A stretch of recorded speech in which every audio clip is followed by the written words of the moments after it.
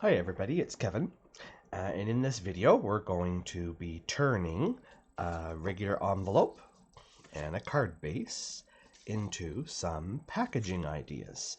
Valentine's Day and Mother's Day are coming up, and you never know when you need to give a little thank you gift to somebody, and it's always nice to have a little box or a little bag-a-lope or something around. So I'm going to show you how to convert one of your card bases and envelopes into both a box, a little gift box that you can put something in, and it's actually just exactly the right size to put a gift card in, a little deep for a gift card, but you could, put some tissue paper in and wrap a gift card up, and how to make a little bag with either a tie close on the top. I've made lots of these over the years. I always have a few of these on hand for Valentine's Day. I think this was for Thanksgiving. I put them as place holders on the table and filled them up with little chocolates, and they will sort of stay closed at the top if you fold them over, or you can use punch a hole and tie with a ribbon, or you can use any number of the different clips and things that we've had over the years. I'm not sure if there's actually any binder clips or anything in our catalog right now. I've got so many containers of them that I just haven't looked to see, but any kind of a little binder clip or paper clip will work at the top. Okay, so this is going to be fun, and you're going to have to consult the measurement instructions that are there. But let's do the box first. So choose a card base that you like. I love these card bases that have full color on one side of them. This little box that I made was from the Summer Nights card pack series, and it gives you full color all over the top of your box on all sides, and then you just have a plain white box on the inside. So these are fantastic for this. The measurements for the scoring and the cutting are the same. They're identical regardless of the card base size that you start with. So these cards are 4x6.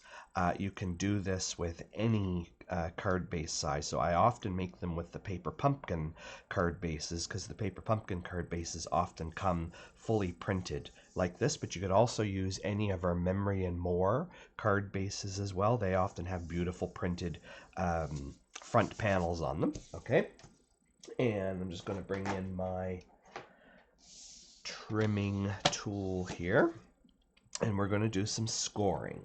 Okay, and the scoring works like this. You're going to do 3/4 of an inch, and I'm going to go this way because I always find it better to have most of my card up against here rather than trying to do 3/4 of an inch this way and only having a bit of it on here. So my first one is going to be off on this side. So 3/4 of an inch. Just got to line it up first because the 3/4 inch hides underneath of the this guide arm. Bring this down a little bit here. So 3/4 of an inch, and we're going to score. Okay, and then I'm going to rotate 90 degrees, and I'm going to do 3/4 of an inch on this side.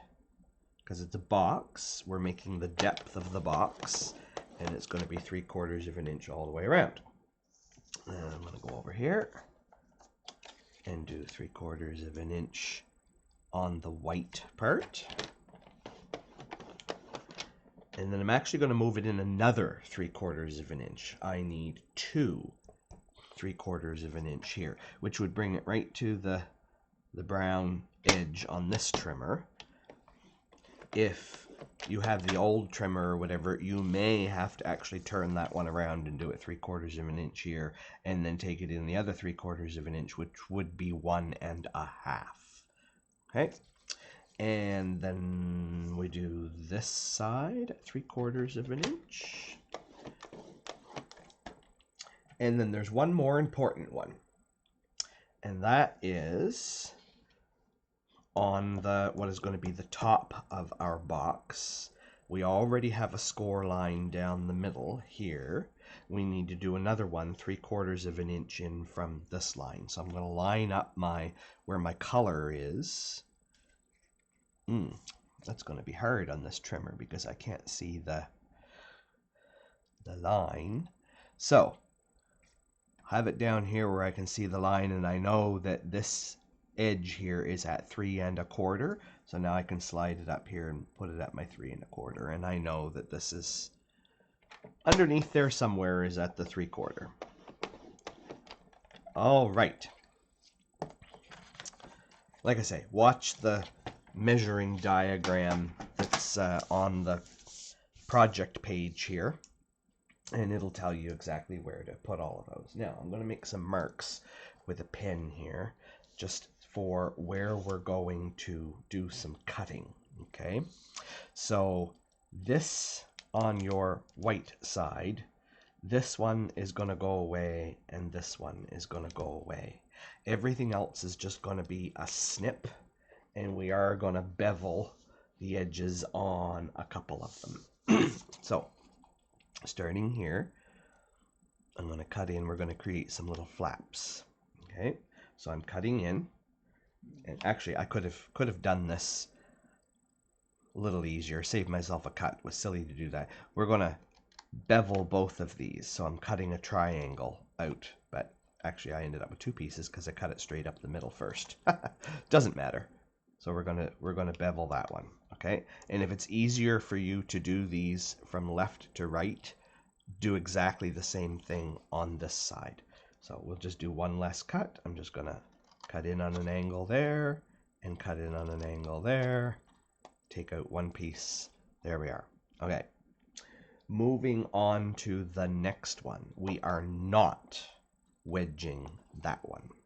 That one is going to just be as straight as possible right on the line, because that's going to be the top of our box flap.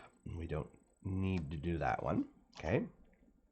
Then the next one in, we are going to bevel or wedge or whatever you want to call it. Cut the little pie out of it. And again, you'll see in the little diagram that I've very clearly marked which ones you're going to wedge and which ones you're not. All right. Then we are going to wedge the next one. There's only one that you don't wedge. And if you do, if you get excited and you're cutting along and you do it, it really doesn't matter. It's just a matter of the back edge of it'll just have a wedge on it. Okay. And then this last one, we're going to wedge, but since we're getting rid of it, when I come to the end to do this cut, I'm just going to cut it straight off. And that piece comes right out. And then we do this one, a little bit of an angle like that, and then cut this one straight off. All right. So all those little pieces can go in the garbage. And then there's one final little thing we need to do. This extra little flap over here is going to roll around inside the card, the box. And I find that when you double fold something, sometimes it gets bunched up inside. So I'm actually going to cut just I don't know, a 1/16, an 1/8 off of this piece here. Just take a little sliver off the end. Get rid of it. That'll make it so much easier when we fold it in and stick it down. Okay, now we're going to do some, I like tear and tape. You can use glue to do this, but I'm going to use some tear and tape, and I'm going to show you where we're going to put it. We are going to put tear and tape on, got to turn this around the right way so that I have it oriented in the right direction. So on this tab here, we're going to put tear and tape on those 2 tabs, and we're going to put tear and tape on those 2 tabs. And if you're not doing tear and tape and you're going to do liquid glue, that's okay. Just sort of skip this step and follow along here for a minute.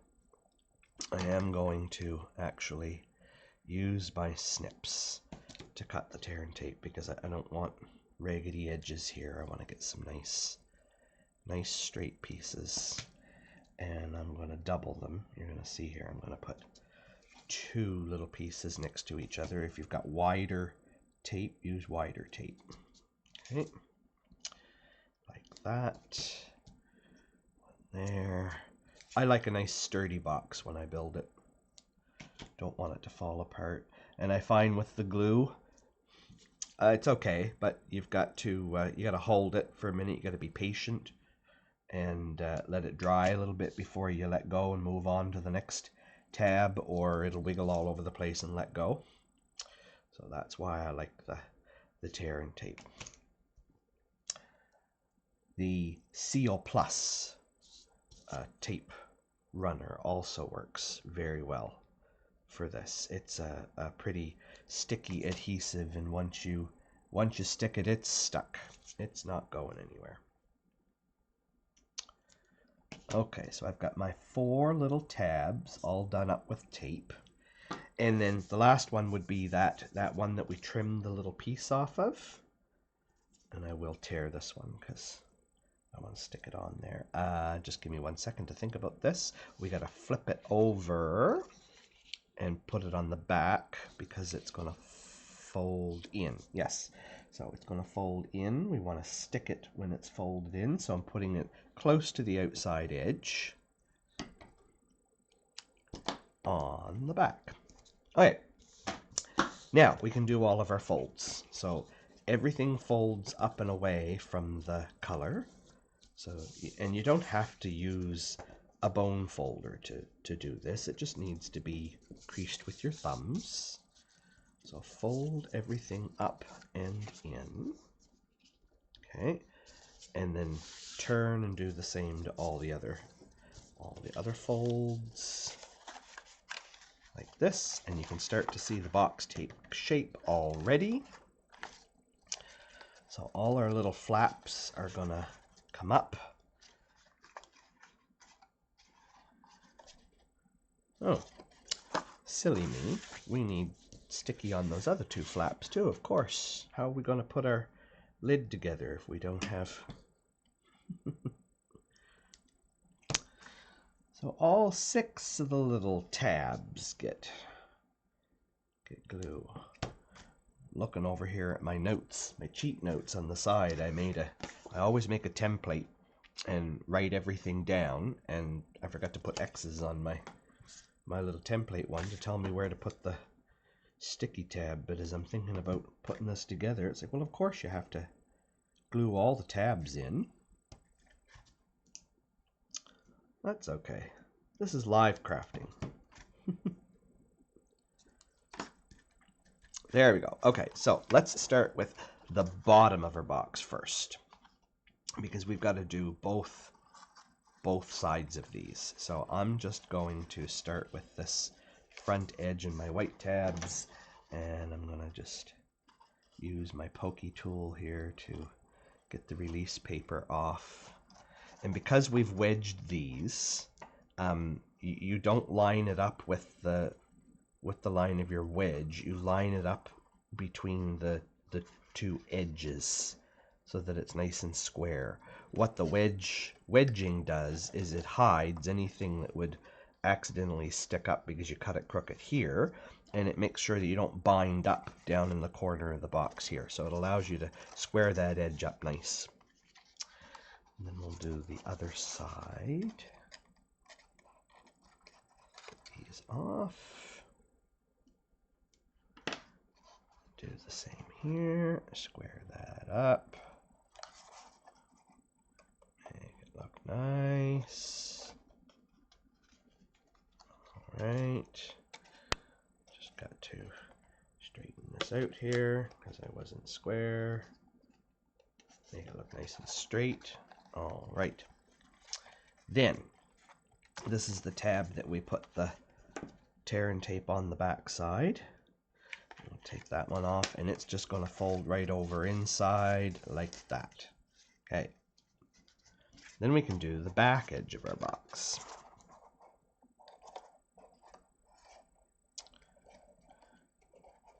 Get those off. I think I'm going to take them off both ends, because once I fold one end in, the other one's kind of going to get stuck. So Just going to make sure that that's down out of the way. That one's down out of the way, and then we'll work on this one. And we'll get him on there nice and straight. And we'll get this one in there nice and straight like that.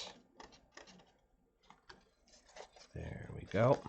Okay, now we got a box bottom. You can fold your cover back the other way if you want to. Okay. And then we're going to just close up the tabs on the front of our box.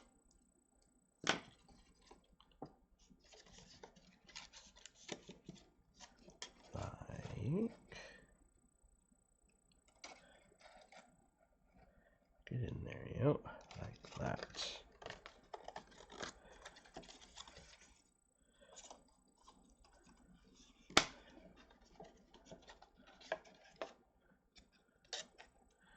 And then if all is well, and we didn't make things too tight, our box should close up just like that. There. We have a little gift box. Now the only catch with these little gift boxes the way they are and the way that it's a clamshell fold is this back corner often pops out a little bit like that. So what I like to do is to just take my bone folder or crease really well here. You don't even need the bone folder. Just crease it really well on the back corner here like this, just to give it a little extra. And then it'll kind of want to automatically pinch in a little bit so that when you close up your box, it's not going to be flying out on the side with wings. There, that's better.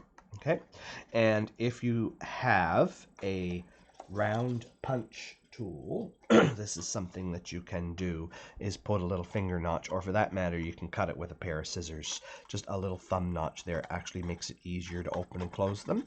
But if you don't have a round punch, that's okay. You can just cut a wedge in it, or like I say, you can take your paper snips, maybe use a penny or something, a coin, to give you a rounded shape, and then just cut that out. So let's decorate the top of our box a little bit here to dress it up. I'm going to choose from the package of Designer Series paper that came in your kit, this one that had lots of nice pink flowers on it. And I'm going to cut a piece so that it fits the front, just sort of with the border around it. I think I'm going to do it at 1.5 inches. Just doesn't have to be perfect. Just to give us a little more color on the front. I'm going to trim a piece off at 1.5. And I'm just going to use some liquid glue.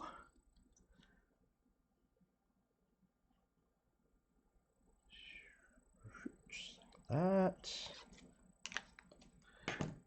And that's going to go on here like this. Slide it down, get it in the right place.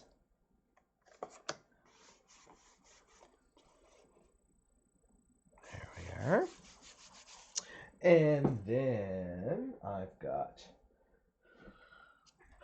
I think it's the largest of the hexagons that they're in your package of extra pieces. These were all die cut from the coordinating dies that go with this set. And I'm going to put that hexagon on the top here like this. And from the embellishment pack, the ephemera pack, I think they call it, I punched out a heart. And I got a little vellum gold arrow. I'm going to put that here like this. I've got another little heart.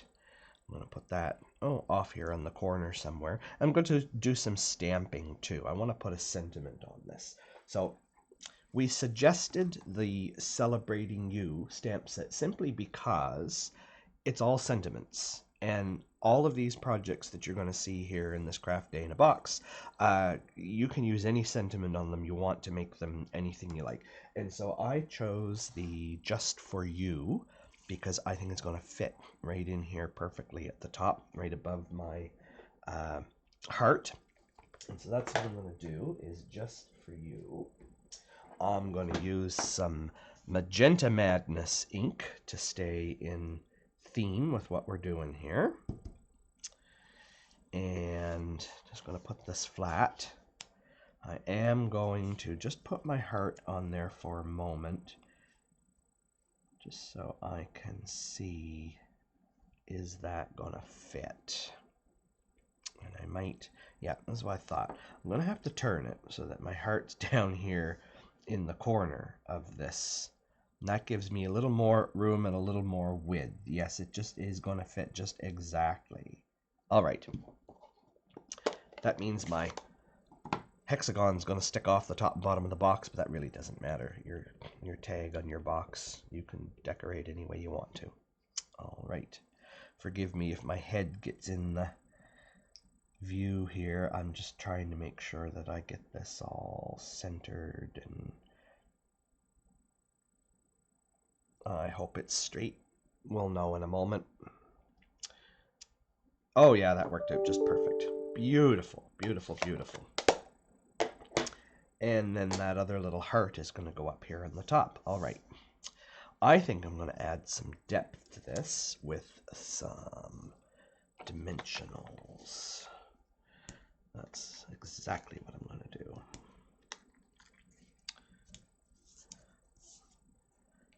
Because you're obviously not going to mail a box like this in the mail, so I don't have to be overly concerned about how thick and how many layers I've got here.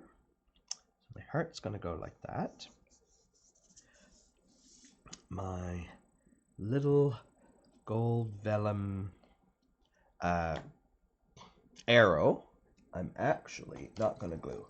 Vellum tends to pucker when you glue. If you are a Paper Pumpkin subscriber, you will know what these are. These are those funny little sticky glue dot things that they give you on a sheet. They're fantastic for gluing vellum. You often can't see them or even notice them through the other side. But you can use a regular glue dot off the roll for this as well. And you just stick them on and then pick the release paper off the top. Yeah, you do. There you go. When they cooperate. There we go. And how do I want to do this? Down through, up through. I think I'm going to do it on an angle like that. There. And you can't see the glue dot through the vellum. It's not there. And that little bit of gold adds a nice little shine to this. Okay. And then let's put a mini dimensional. Can we get a mini dimensional on the back of that little heart? Yes, we can. And that little heart is going to go up right here like this. All right. Then let's look at our box. Yeah, that's cool. It just sticks off the top edge by a tiny little bit. That doesn't matter. If I wanted to, I could put it on. Yeah, why not? The sentiment can be on a bit of an angle. I know Christine's watching this video and going, no, the sentiment has to go on straight. And I think I'm going to put that whole thing up on some dimensionals. You know me, I like lots of dimensionals. Love me lots of dimensionals. I think I just need 3. All right. Oh, they're all over the place here. There we go. All right. So now we got a beautiful box made. A box made out of a card base. Now, let's make a bag out of an envelope. Now, all those ones that I showed you before, made out of different things, were all made with a 6x6 paper to start with. So they're all a similar size. They're an inch thick and an inch and 3/4 wide, and you get as much height as you get out of it, depending upon how you wrap it, okay? With this particular suite of product, all of the designer paper that came with it was 4x6. I'm not sure why they decided to do it as 4x6 with this particular suite. It's the first time I think we've had a 4x6 paper, unless it was years and years and years ago. And you can't make a very big bag out of wrapping a 4x6 around. It would make a tiny little one. So we're going to get a 4x6 out of an envelope. And these envelopes are so pretty on the inside. They're all fully printed on the inside. And once you close it up and seal it, nobody sees that pretty paper. And, you know, when they get their envelope in the mail and they rip it open, unless they happen to look down inside, they're not going to see that. So we're going to turn this into our 6x6 paper. So here's what we do first. We're going to find that envelope flap seam, and I'm going to put it right in the track of my cutter as close as I can. And we're going to cut that off. Bye-bye envelope flap. Okay. Then, just give me 1 second here to grab my guide to make sure I made a guide. And I want to make sure that I'm doing this the right way. Yes, there we are. Okay, so then the next thing we need to do is trim the ends off. So I'm going to put my envelope just over. So you see, you know how you have a darker brown in your track? So I'm going to put my envelope so that it just covers the brown on the right hand side, and I know my blade's going to trim a little bit of it off. Okay. This is only going to affect the height of your bag, so if your trimmer blade isn't really sharp, then go in a little further. It's just going to make your bag just a hair shorter. Okay. And then I'm going to flip my envelope over and do exactly the same thing on the other side. Trim the end off. Get rid of it. Did a little bit more on that 1/8 of an inch. Gone. Now we can open up and see all that beautiful paper. Okay. Now,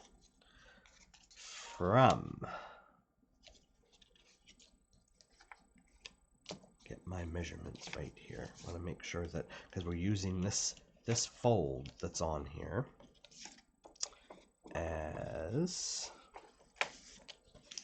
one of our folds, and I just want to make sure I line it all up. Yes, okay, so the last one we have to do is at 7 3/4 of an inch long. Okay, and we're going to have to open up our trimmer arm. And I really don't like, I missed when I cut my envelope flap off. I left a little bit of the fold there, and it's bugging me.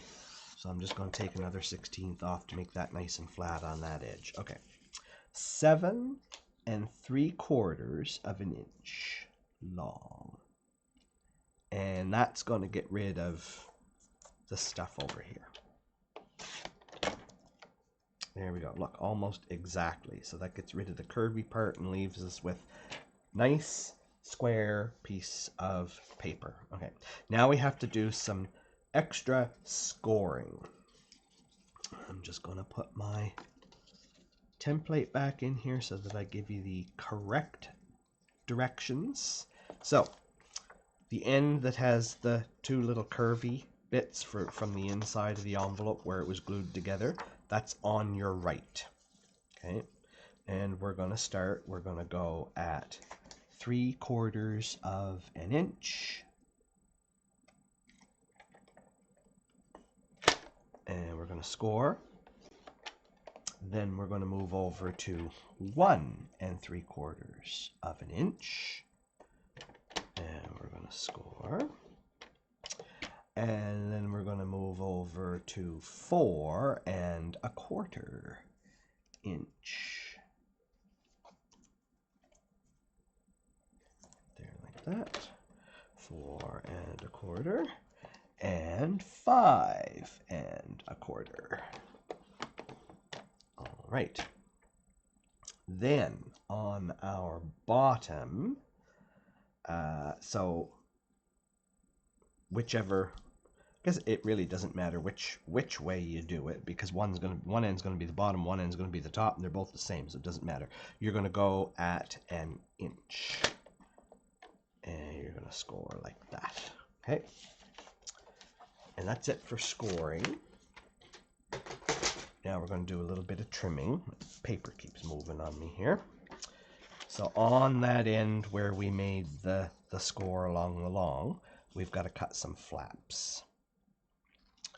So we'll cut in each one of these flaps like this. Okay, and then this little one on the end can go away. Okay, then I'm going to flip it down, and I'm going to do all my folds and just crease them with my thumb. That one's already done because that was the one that was in the envelope to start with. Okay, and then fold up my bottom flaps like that. Okay, and you can see how this is going to go together. So these little flaps are going to go inside the bottom when we get there. This is going to let you close it up like that. Okay, and then we'll stick our bottom together like that. Okay, so I'm going to do some tear and tape again, and I'm going to put tear and tape on this flap here, and I'm going to do 2 pieces just so that it sticks well like that. Okay, and then on my bottom ones I really only need to do one, the last flap that folds in, so whichever of the 2 larger ones is going to be your last one in. It really doesn't matter. You got to flip it over though, and because you're not gluing the outside of it, you're gluing the inside of it. And I'm just going to put 2 pieces on there as well. Okay, and then rub them down really well. Okay, let's start with gluing the edges of our box together, our package here. So I'm just going to, and I'll show you an easy way to do this so that it's square. I'm going to fold that over so that my sticky is up here, and I'm going to fold this one over and just match it up like that and stick it down. Instead of trying to do it this way and get my hands in there, that's just a real easy way when you're making the side of a box like that, is just fold it flat. Okay,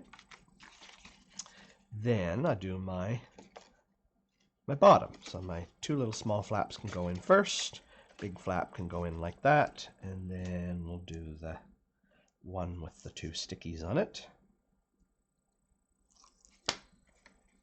And just make sure everything is nice and square. There we go, that goes on. Put your bone folder down the inside to stick everything. And now we have a package. Now you have to decide how you want to do the closure on your package. So I bring my samples back in. You can use a clip. You can just double fold it over. You could double fold it over and glue it with a glue dot if you want to, and then they just pop it open, binder clip, or you can punch a hole with a hole punch and tie with a piece of ribbon. So those are your choices for how to close. And to close your little box after you fill it up with chocolates or candies or, you know, whatever it is you're going to put in, all you have to do is kind of put your finger in the middle on either side, and you're going to push in as you pinch it together. Okay, and it will sort of naturally find its center point, and then just pinch it shut. So for my box here, my package I'm making today, I think I'm going to do the hole punch and tie with a ribbon, because that is probably the easiest way to do it. And we've got this beautiful ribbon that we gave you in your package. So, and I'm just using a standard office hole punch. Do you know what? I think I'm going to do this one a little bit different. It's a little wider than these ones. I'm going to do 2 holes next to each other. And I'm going to get some of that nice pink ribbon. And I'm going to bring it up through this. Yeah, I am. I'm going to thread it up through this hole. There we go. Figure out how much I need to make a bow. About that much. About, I don't know. Let's see. How much have I got there? 8, 9, 10, 11, 12 inches. Perfect. A foot. So you can get 3 of these out of the piece. So up through that hole. Around and up through that hole. There we go. And now I can tie my knot and my bow right in the front instead of over the top like this one was. It kind of went on an angle. So this will let me tie it right in the front. Like that.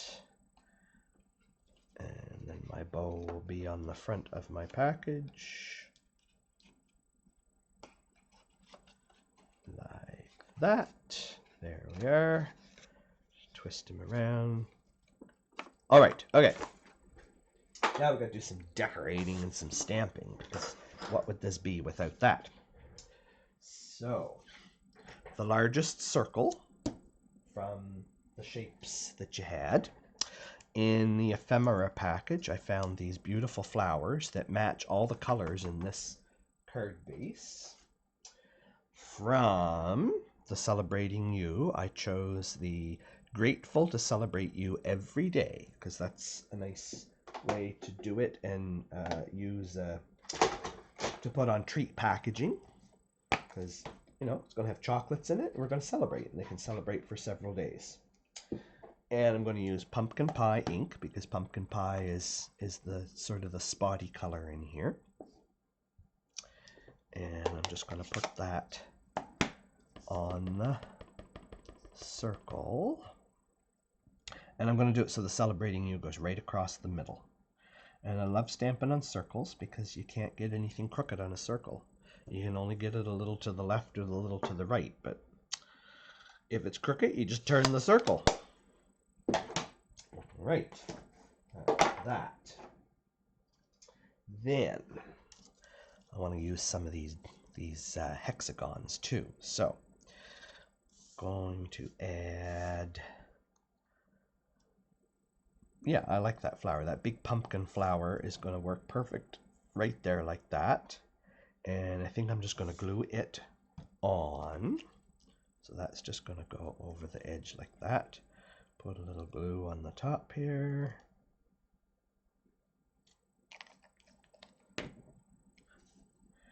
We're kind of creating on the fly here a little bit with this Craft Day in a Box, simply because we did not have the ability to make up all kinds of projects beforehand and then pick and choose the ones we were going to do and remake them, which is why I didn't have any samples to show you. And so we're just sort of creating as we go. I laid this all out beforehand to know what I was going to do, but I'm just having fun. This is what crafting is about, and just trying some different things. So I'm going to put some dimensionals on the back of this, and then attach it to the front of my box, bag, package, whatever you want to call it. And that's going to go right there, I think. Okay. And then let me see, how can I get another? I want to get both of these on here if I can, but maybe 2 is too much. Yeah, I think 2 is too much. And we'll use some of these gems. So let's, yeah, I'm going to glue that one on the bottom edge a little. And I'm going to sneak a small dimensional on up here on this edge where it's going to hang over the circle, and that'll stick it in place so it's not going to wiggle around. There we go. Okay, and then we need some of these beautiful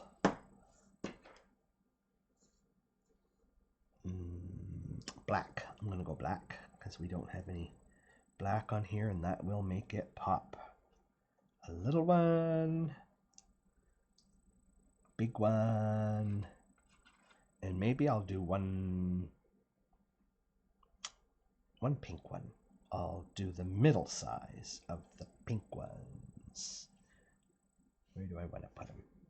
Always try to make a triangle out of my gems, but I think they're going to end up in a row this time, which is fine. There we go. Okay, so we made a box and a bag. A box and a bag. I'm going to call it a bag. From a card base and an envelope. So there you go. Hope you enjoyed that project, something a little bit different for you. And I would really love to see what you ended up with, because you've got 10 different card bases and 10 entirely different envelopes in your set that you could choose from to do this. So everybody's going to be a little bit different based on what colors they chose and what you chose from your ephemera pack to decorate and your shapes and whatnot. So please make sure to take some photos of your projects.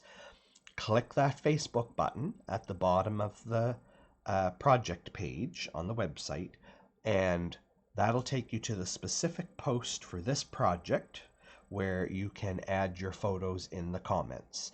If you don't have Facebook, we've forgot about this the last couple of times. If you don't have Facebook, email us your photos and we'll be happy to add them to the page to share them with all of our other participants. Okay, so I hope you enjoyed that project and continue crafting. Have a great day.